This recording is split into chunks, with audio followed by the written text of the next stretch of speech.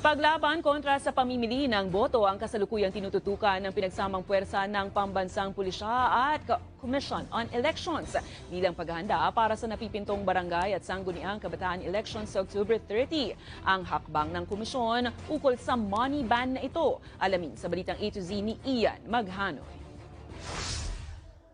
Magkakaiba ang paraan ng bawat kandidato upang maipanalo ang barangay elections. Ano ba yan? Tagal na pala eh, ba't wala series? Batid ito ng administrasyon ng barangay Salapan sa San Juan City bilang nagsisilbing punong barangay ng kanilang komunidad sa loob ng isang dekada. Most of the time, yung mga vote buying na yan, minsan kwento lang or minsan kasi na ang mga kandidato kasi ngayon matatalino rin eh.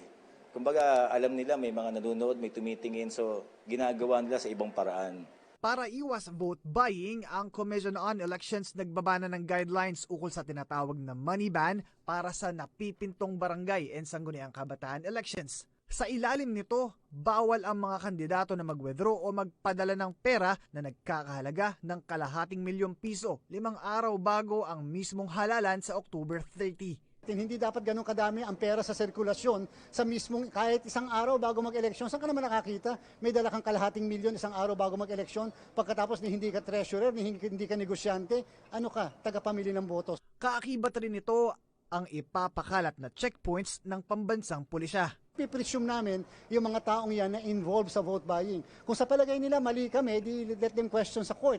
Nandiyan naman po ang ating kataas-taasang hukuman upang pigilan kami o upang sabihin na mali. Paglilinaw naman ng kapulisan ukol sa paghihigpit ng checkpoints sa mga sasakyang dadaan. Kung yung pong checkpoint officers ang gagawa nun, ang magbubukas at wala pong sapat na dahilan, ay yun po ay pinagbabawal sapagkat ang pinaiiral nga natin dito ay yung plain view doctrine. Pero ang tanong, paano ang ibang kaso ng vote buying ngayong nauuso ang online cash transactions na hindi natututukan ng mga checkpoints? Actually, pwedeng gumamit ng ibang names names, accounts na hindi traceable doon sa COMELEC and sa PNP. Paglilinaw ng COMELEC, Tayo po ay nakipag-ugnayan sa Anti-Money Laundering Council kahit sa Bangko Sentral ng Pilipinas because we want to compel yung mga bagong mga kumpanya na yan na pinagpapadala ng pera na sana ma-submit sa Commission ng Elections. sa kabila ng naturang prohibisyon ng komisyon, naniniwala ang punong barangay na masyadong maluwag ang ₱250,000 money ban para sa mga tatakbo sa naturang halalan. Malaking luwag ito dahil siyempre unang-una yung 500,000 is malayo sa realidad yun sa totoo lang. 100,000 will be enough.